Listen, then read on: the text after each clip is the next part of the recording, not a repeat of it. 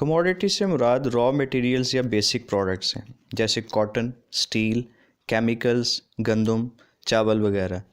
Commodities बाज़ दफ़ा बराह रास्त इस्तेमाल होती हैं और बाज़ दफ़ा प्रोडक्ट बनाने के काम आती हैं। प्रोडक्ट से अगला लेवल ब्रांड्स का होता है। मिसाल लीजिएगा, कॉटन कमोडिटी है, शर्ट प्रोडक्ट है, डाइनर्स ब्रांड है। आलू कमोडिटी है, चिप्स प्रोडक्ट है, लेज़ ब्रांड है। स्टील कमोडिटी है, गार्डर और टीआर प्रोडक्ट है, मुग़ल के गार्डर्स और टीआर्स ब्रांड है।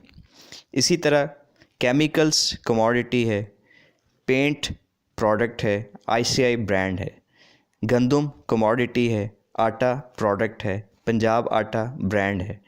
कमोडिटी को प्रोडक्ट और प्रोडक्ट को ब्रांड बनाने के लिए इसमें वैल्यू ऐड करना पड़ेगी। जैसे ब्रांड की सिंपल इक्वेशन कुछ यूँ है, brand is equal to product plus customer value plus brand elements.